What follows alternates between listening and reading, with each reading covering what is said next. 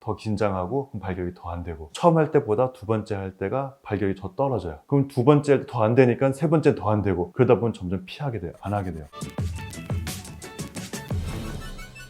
네, 안녕하세요. 남성 건강을 알려드리는 성실한 남자입니다. 네, 오늘은 프라우드 부인형외과 구진모 원장님을 모시고 30대 발기부전에 대해서 알아보도록 하겠습니다. 네, 원장님 안녕하세요. 네, 안녕하세요. 보통 이제 발기부전이라고 하면은 40대 이상, 50대 주로 많이 걸린다고 하는데요. 약 5%, 20, 30대 5%가 발기부전 치료를 받고 있다고 되어 있습니다. 아, 20, 30대로요? 그렇죠. 생각보다 적은 건 아니에요. 치료 받고 있는 게 5%면 실질적으로 발기부전 있는 것보다 훨씬 더 많다는 얘기입니다. 그럼 보통 발기부전의 원인은 어떻게 될까요? 혈압, 당뇨, 고지혈증, 복부비만 그런 게 될 수 있는데, 복부비만을 조금 더 구체적으로 설명드리면 서서 아래를 보고 현기가 안 보이면 발기부전 위험자라고 생각하시면 돼요. 그런데 20, 30대는 혈압이 있든 당뇨가 있든 비만이 있든 고지혈증이 있든 발기부전에 영향 크게 미치질 않아요. 20, 30대 대부분 발병했다고 하더라도 병이 생긴 지 얼마 안 됐기 때문에 혈관 손상이 거의 일어나지 않았기 때문에 발기부전을 영향을 주지 않습니다. 그러면 20, 30대가 발기부전 생기는 원인은 어떤 게 있는 거죠?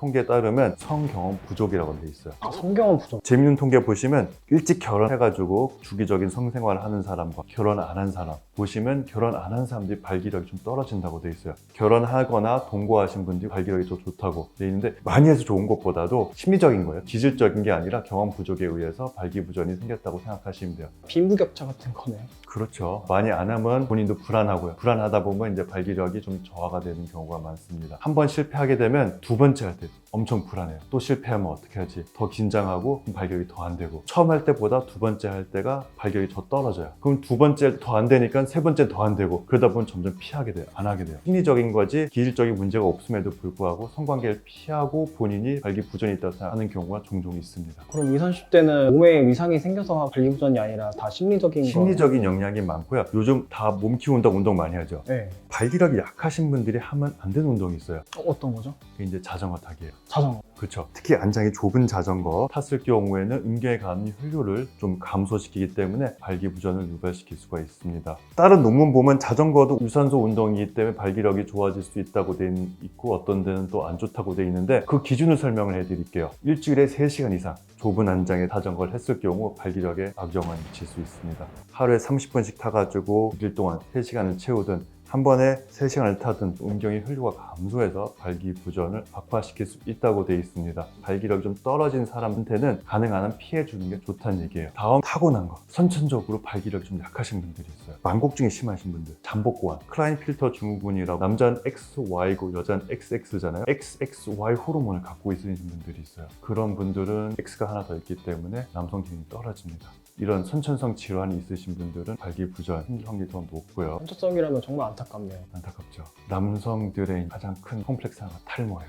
탈모약이 여러 가지가 있는데 가장 흔하게 먹는 약은 항남성 호르몬제를 많이 먹게 돼요. 탈모를 예방할 수 있지만 남성 기능도 떨어뜨려 줍니다. 대부분 약 끊으면 남성 호르몬이 다시 증가되면서 발기력이 좋아지는데, 일부에서는 영구적인 약을 끊어도 발기력이 안 돌아오는 경우가 있습니다. 탈모약 드실 때 반드시 전문의와 상담받고 탈모약을 드시는 게 좋고요. 근육 만들려고 어떻게 구하는지 모르겠는데 이제 호르몬제나 스테로이드를 맞는 경우가 있어요. 외부에서 계속 들어오게 되면 몸이 게을러져요. 안 만들어집니다. 남성 호르몬 만든 걸 까먹게 돼요. 그런 사람들 보면 고환이 거의 안 만져지거나 아주 작게 만져들어요. 바깥에서 일을 다 해주니까 몸에 일할 필요가 없죠. 그럼 고환이 일을 안 하게 돼요.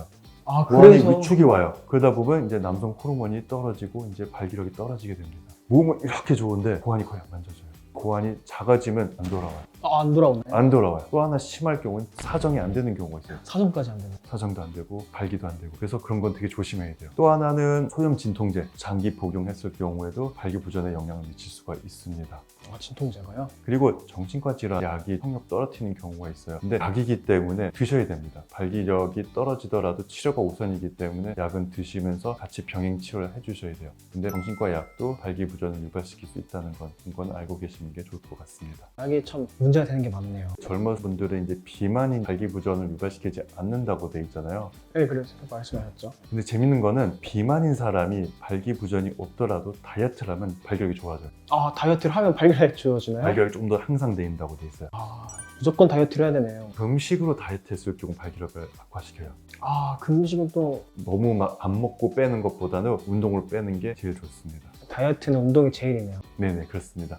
네, 원장님 발기부전에 관해 설명해 주셔서 정말 감사드립니다. 네, 오늘 영상은 여기까지고요. 남성 건강에 대해서 더 궁금하신 사항이 있으면 댓글로 달아주시면 제가 더 성실하게 알아보도록 하겠습니다. 시청해 주셔서 감사합니다. 네, 감사합니다.